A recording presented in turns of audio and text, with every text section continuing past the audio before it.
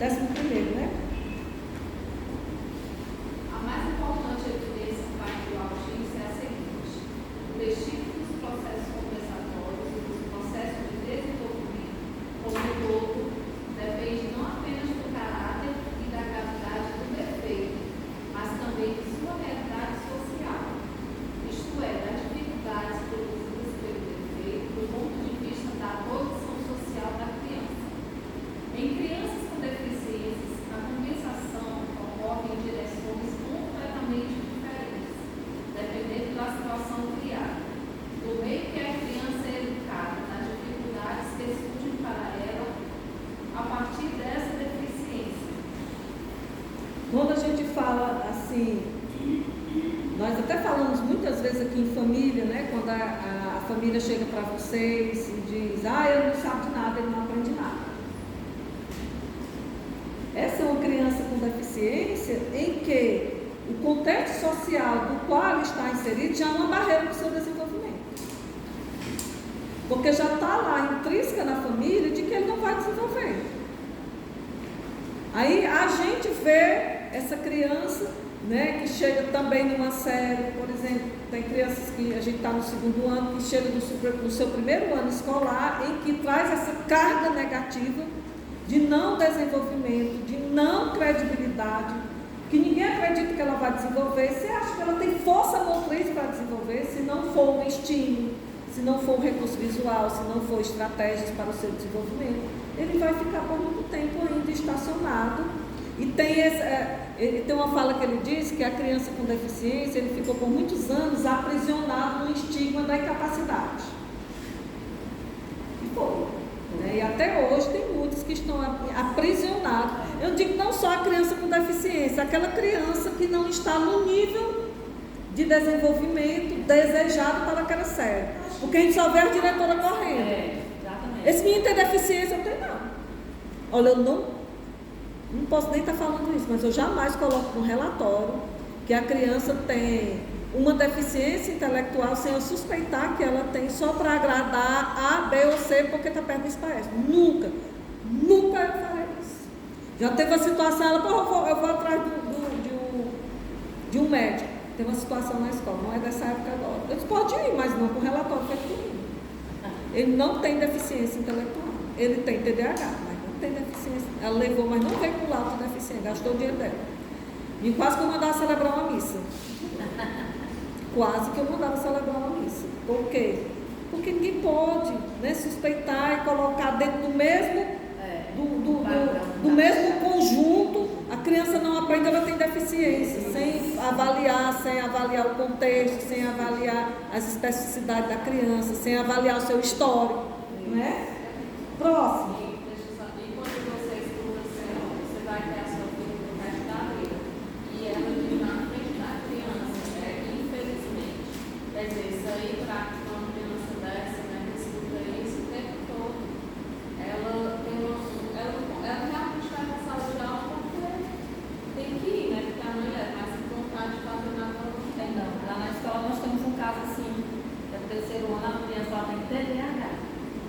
Então a mãe dela já incutiu na cabeça dela que ela tem TDAH e ela não precisa fazer nada na sala de aula. Então não adianta o professor chegar e dizer que ela deve fazer, que ela pode, que ela disse, não, a boca dela é essa, eu tenho TDAH.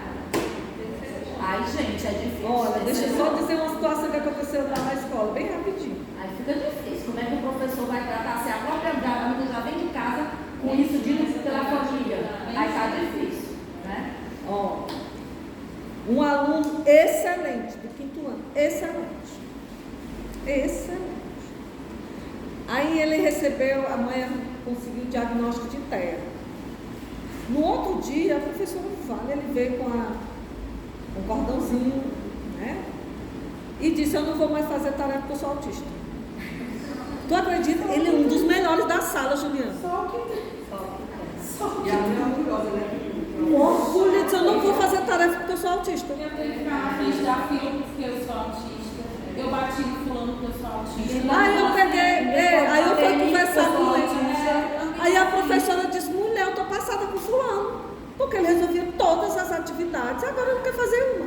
Aí eu fui conversar com ele, eu disse, você sabia que você vai ter que fazer as atividades, senão você não vai para o recreio.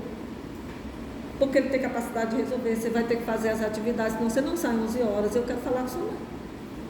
Porque você tem que dar conta das atividades, sim. Porque você não é autista, não. Você é um aluno do 5º ano que tem autismo, descobriu agora. E a gente sabe da sua capacidade, tem que dar conta, senão você fica no recreio, que é até da garganta. Vamos passar. Senão você fica aqui na escola, no recreio, e depois das 11. Você quer ficar no recreio? Foi como ele foi, voltou a fazer as atividades. Voltou. Vamos, gente, prosseguindo aqui na força motriz.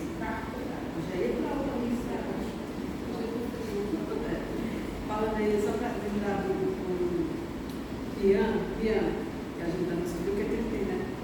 Mas aí eu acho que tanto falaram para ele que ele era autista, que no meio dia de aula ele falou que eu não sou autista. O Rian, desde o ano passado. Ele disse, eu não sou autista, bem quando ele, agora ele parou, sabe? Mas assim, eu já fiz um relatório dele, já fiz uma psicóloga, e o histórico familiar de muita cobrança, ele tem muita ansiedade de dar conta, ele tem ansiedade de pôr por si mesmo, e ele tem até traço de hiperatividade. Mas ele é um menino super inteligente, resolve todas as atividades. Né? E eu falei com a família que cobra demais dele. Aí eu coloquei lá no relatório, mas ele nunca trouxe o relatório da psicóloga.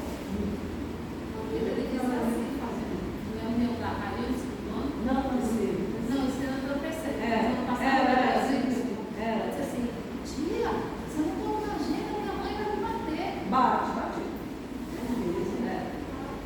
Aí desenvolveu uma ansiedade muito grande, sabe? E eu coloquei lá no relatório e mandei para a psicóloga, mas ele não trouxeram para gente. Aí não mudou. Né? Força motriz. Se eu tremer um pouco é porque é o frio. A maneira como examinamos a compensação não deriva da força do impulso interno. Vemos que o recurso da compensação é, em grande medida, a vida social e coletiva da criança, a coletividade de seu comportamento, em que ela encontra material para a construção das funções internas, surgidas no processo de desenvolvimento compensatório. A gente perguntar, essa palavra compensação, aparece muito aí. É o que a criança tem, Não, a compensação que nesse texto ele apresenta é a força que impulsiona a criança a superar a deficiência. Que é quando ela se depara com as barreiras do ambiente, por exemplo, a criança com surdez está numa sociedade ouvinte, é criar as estratégias para a comunicação. Então, ela se comunica, sim, só que por uma via diferente, que é por meio da Libras. A pessoa com deficiência visual, ela escreve, ela caminha, sim, só que de uma forma diferente, que ela faz uso da bengala, que é do recurso, ela faz uma comunicação escrita diferente, por meio do braille, que é um sistema de escrita diferente. É que todo mundo se desenvolve. E a compensação, ele tem essa consciência e se depara com as barreiras do ambiente, então ele cria essa força motriz para superar, porque ele diz que supera a deficiência, não é a deficiência deixar de existir, é viver socialmente numa sociedade que é de videntes. Ele é uma pessoa com surdez se comunicar, ele se comunica de forma diferente, que é por meio da Libras. E quando ele questionou que a força motriz da pessoa com deficiência intelectual é o que é oferecido para ele, porque ele não tem essa consciência das barreiras do ambiente para que ele supere, aí vem as barreiras, aí vem a compensação social, em que a gente sabe a limitação daquele sujeito e a gente oferece para ele recursos, estratégias para ele se desenvolver. Só que a gente tem que ofertar a partir de quê? Das suas potencialidades, né? Agora o 13 é preciso dizer que as leis do desenvolvimento da criança normal, eu acho isso aqui fantástico. As leis do desenvolvimento, não é só Vygotsky que traça essa base teórica. Tem outro que é a Ziegler, tem outro que é Piaget, né? É preciso dizer que as leis do desenvolvimento da criança normal e anormal revelam-se diante de nós como uma lei essencialmente única. O desenvolvimento da pessoa com ou sem deficiência, ele segue o mesmo caminho.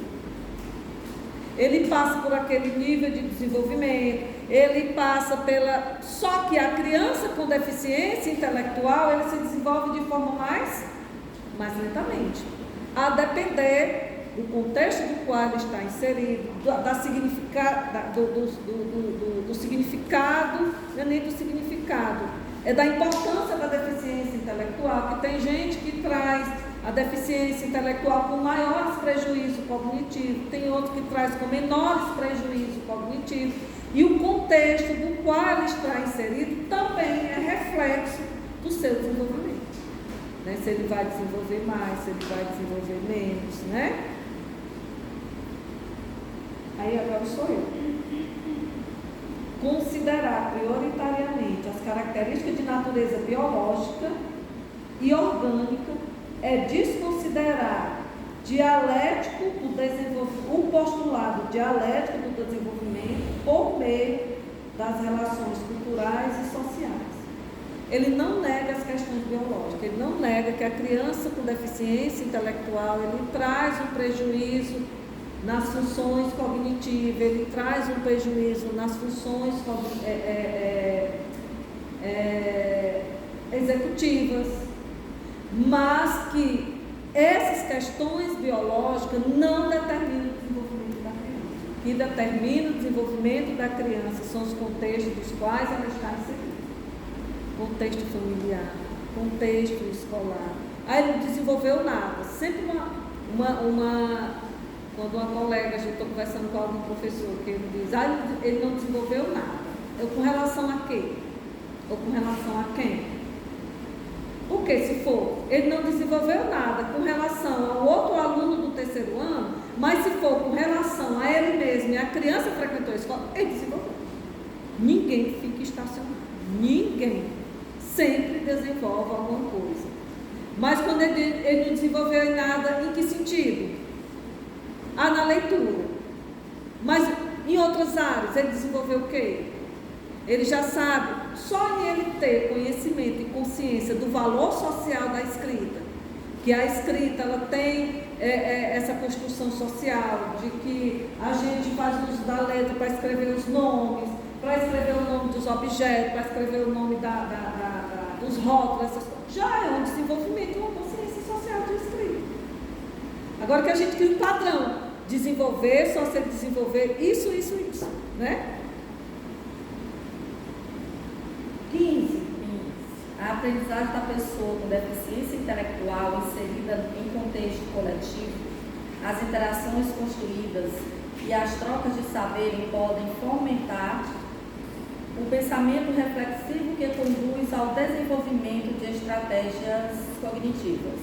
Essa dinâmica conduz para o desenvolvimento das funções superiores dessa pessoa. O que a gente pode entender disso aí? Eu acho que a Ju, quando ela lê isso aqui, vai completar o 15º. Aí a gente faz uma discussão. 16, Contexto social coletivo é fonte para o desenvolvimento das funções superiores, especialmente para as crianças com atraso mental. O coletivo infantil, quando existe certa diferença no nível intelectual das crianças que fazem parte dele, constitui a fonte, o meio sustentador do desenvolvimento das FPS. Funções psicológicas superiores. Desculpa, para poder botar. Esses dois pontos aqui, um complementa o outro, né? Quando ele diz que o contexto social coletivo é o responsável pelo desenvolvimento das funções psicológicas superiores. Nós, seres humanos, não nascemos com as funções psicológicas superiores desenvolvidas, nós nascemos com as funções primárias. E no contexto no qual nós estamos inseridos com ou sem deficiência, é que vai determinar o desenvolvimento dessas funções, da memória, do planejamento, da metacognição, da linguagem, das interações sociais, de como eu me relaciono com o outro, de como eu me relaciono com o conhecimento, né? E muitos desses contextos sociais é que é responsável pela organização do pensamento da criança. Sempre, se você perguntar para a criança, sempre questionar com ele. O que você entendeu? Ele vai pensar, ele vai refletir. Nem que nas primeiras respostas que ele dê respostas sem sentido. Mas depois ele começa a responder com sentido. A gente vê no caso do Samuel. Quando às vezes eu estou conversando com a professora, que ela diz, ele não escreve, mas ele responde coisas do texto que o outro não entendeu. E ele é uma criança autista. Eu disse, então você já está avaliando ele. Aí vem a questão de uma estratégia de avaliação, de você anotar todo o desenvolvimento da criança. Aí quando ela diz, ele não aprendeu nada com relação a quê? A escrita. Mas compreensão textual, análise textual, ele compreendeu melhor que os outros. Ela, mulher, me responde melhor que o menino. E quando pede para levantar o dedo, ele levanta. Você viu como ele quer se comunicar, como ele quer participar, quando ele levanta o dedo e diz uma coisa sem sentido, porque ele compreendeu um pouco daquele texto. Porque é muita informação para a cabecinha dele. Porque ele tem prejuízo na memória. Uma criança, uma pessoa com deficiência intelectual, se você der muitas informações, ele não vai absorver. Quando termina, o que foi que você entendeu? Não, mas tu estava falando de quê mesmo? Quando a gente diz, leva um topado, esquece, não é? Porque nem chegou. Não chegou, porque a memória operacional já está dizendo, memória de operação. É as informações que ficam acomodadas aqui, e essas informações, eu digo que a memória operacional é a memória que trabalha, porque tem o nome memória operacional, memória de trabalho, memória a curto prazo. Ela está dizendo curto prazo. Se ele não for se distrair com alguma coisa, se for muita informação, ele não consegue armazenar aquelas informações para dar uma resposta imediata e para guardar na memória de longo prazo. Que ele ainda seleciona o que é que vai para cá, o que é que vem para cá, o que é que vem para cá. E quando necessita, ela vai lá na memória e traz aquela informação para dar uma resposta. E quando a gente pergunta para ele, você lembra que você fez uma atividade parecida com essa antes? Lembro não. Vamos pensar naquele dia. É ajudar a criança a usar a sua memória. É confrontar ele a pensar, a refletir. E é o confronto cognitivo que traz um exercício de memória. Eu li aquele texto da Emília Ferreira e Ana Teberossi, sobre a psicologia da língua escrita. Alguém aqui já leu? É muito forte quando ela diz, a leitura é um parto. A escrita é um parto, porque é doloroso. Quando a gente lê, a gente sofre. Não sofre não? Do quanto a criança sofre para aprender a escrita. Quantas reflexões ela não traz. Ela diz, o A não é só o A, o Bá não é só o A.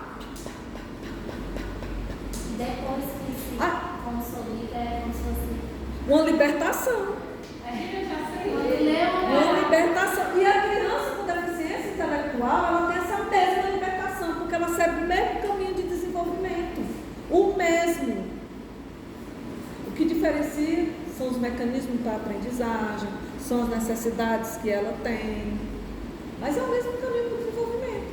Então, eu sempre digo, quanto mais estratégias diferentes, quanto mais propostas diferentes, quanto mais recursos diferentes, melhor para o desenvolvimento não só da criança com deficiência intelectual, mas de todos. Uma professora da escola, Sônia, ela chegou para mim e disse, Fábio, o que é que eu faço com fulano? Por quê? Porque no quarto ano ela estava trabalhando sistema de numeração decimal, QVL, e o Ítalo, que é o aluno com síndrome de Down, ainda estava no nível das operações concretas. Então, o QVL é muito abstrato. E os outros? Estão tudo no mesmo nível. Então, o que é que a gente pode pensar? Não tinha ainda o material dourado, porque a prefeitura começou do dia para cá. Ela fez uma coisa tão bacana que eu não gravei, não filmei para escrever um artigo. O que foi que ela fez? Ela construiu o material dourado com os alunos. Cada um construiu o seu. Que era pau-brasil, a sementinha de pau-brasil, palito de picolé, e eles montaram as unidades, que eram a sementinha de pau-brasil, as dezenas, que era o palito de picolé, eles dividiram em 10 pedacinhos, E a centena escolaram 10 palitinhos de picolé. E cada um tinha o seu material dourado. Eles aprenderam tanto com isso. E ela fez essa estratégia pensando em quem? No menino com deficiência intelectual. Mas foi uma estratégia que beneficiou a todo mundo, né? Esse é o nosso grande desafio, né? Porque às vezes a gente está tão sobrecarregado e não para olhar para a criança, né? Aí a gente... Exatamente. Agora qual é? Para mim isso é bacana, assim, tenho 4 crianças, só 2 com diagnóstico, né? Mas eu sempre tenho 4 ali que trabalham. Mas o que é que eu vou fazer mais depois? Realmente a gente tem que anotar. Estou aqui com a turma toda, mas estou olhando certo. Vou anotar para não esquecer. Depois, no momento, vai vir as ideias, né? O que acontece é que a gente realmente pega as crianças ali e vai dando conteúdo, não aprendeu, e a gente... Aprendeu, não aprendeu, tchau. Tudo isso, né? Pode existir também isso que deve compartilhar mais rápido. A gente se angustia porque a criança, ela está ali todo dia pedindo socorro para a gente. Vocês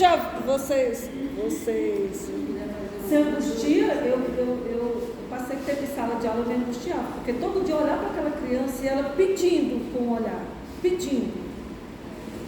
Porque as atividades não têm sentido para ela. Não tem sentido nenhum. E todo dia ela está lendo. E todo dia ela está lendo. E não adianta você rezar, porque ela vem no outro dia de novo. Mas aí, assim, é uma coisa que a gente consegue controle e tem coisa que a gente não controla. Assim, nós estamos aqui hoje e a gente está mudando a nossa forma de ver muitas coisas. Mas o sistema, ele não muda o padrão. Ele não muda o olhar como a gente está mudando. E de certa forma, a gente tem que tentar, no meio, assim, uma malabarismo, uma ginástica, para encaixar esse nosso olhar, mas contemplando esse padrão que não todo olhar. Rayane, a inclusão, ela é uma mudança de paradigma, né? Quando a gente diz que você faz a educação inclusiva na faculdade, numa disciplina optativa, se a inclusão está na nossa sociedade, a gente não pode mais negar o direito do outro, aí a gente diz, precisa mudar a sociedade, precisa mudar a escola. Porque a educação, cadeiras que falam sobre a educação inclusiva, tem que ser obrigatória, não é só uma, são várias. É a didática na perspectiva da inclusão. Mestrado agora. É mestrado, é na pedagogia, que é a nossa formação inicial. Isso que você falou, eu acho muito bacana, porque a gente precisa. A gente fala aqui na faculdade, uma cadeira optativa, é para ser obrigatória, é base. É base, não é? Acho que assim, essa coisa que você falou de que muda paradigmas, e isso é tão real que a gente aprova por isso. Porque quando ela me disse que na época o currículo, a Libras era como optativo, eu, o quê? Eu surpresa, como assim? Então, não é verdade, porque eu fiz e era obrigatório. É porque virou lei, né? Isso, e aí isso mostra assim, como realmente as coisas em algum momento vão mudar, né? Mas infelizmente acaba demorando muito. O teu currículo se formou em 2011, né? O teu currículo era de 2008. O meu era de 87. Amiga, nem tinha. Ainda era pior. E sabe quando eu me formei? Um ano antes de você. Não tinha nem optativa. Não, tinha inclusive muito mais do que tem hoje. Mas a questão é a formação básica. A formação básica da gente aqui. E todo mundo saiu aqui do mesmo buraco, mas a nossa formação foi diferente.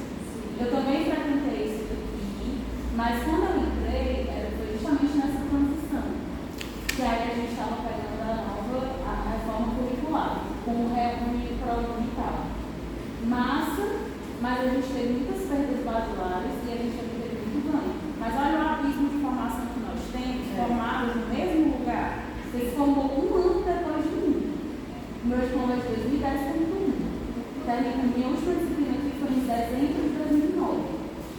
E aí olha a distância. Aí eu ainda tinha menos, só que eu tinha mais filosofias, mais psicologias, mais sociologias. Eu tive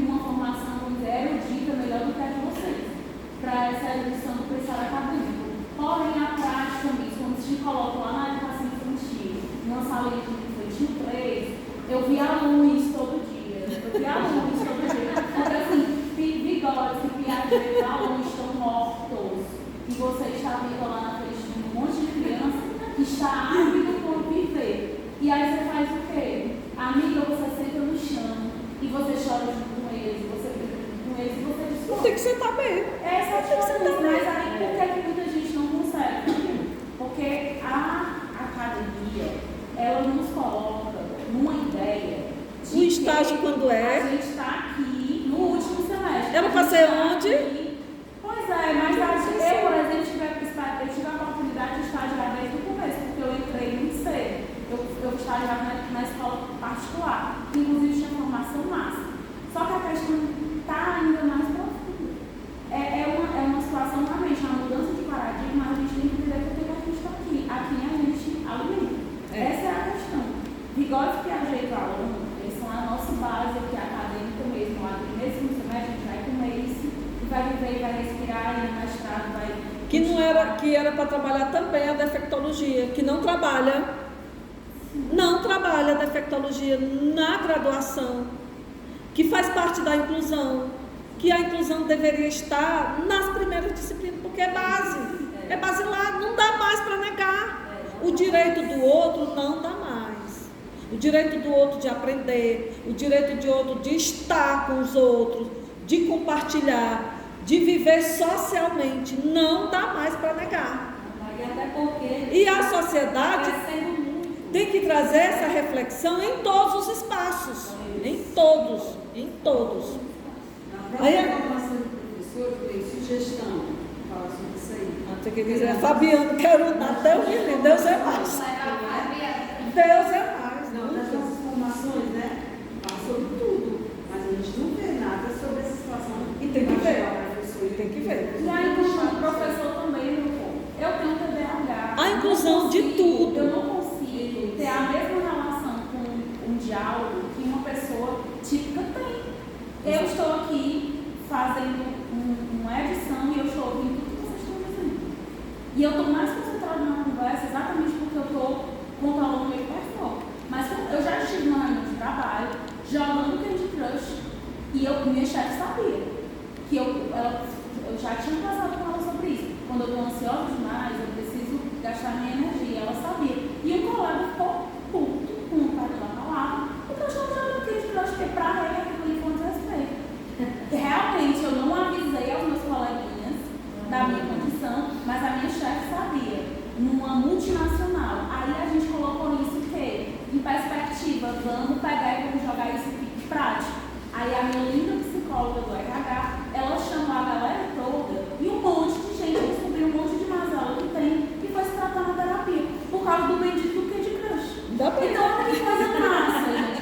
Ainda bem, né? Mas olha que profissional massa que trouxe isso com um bocado de técnico de informática, um bocado de engenheiro, assim, dos bichos tudo doido. Ele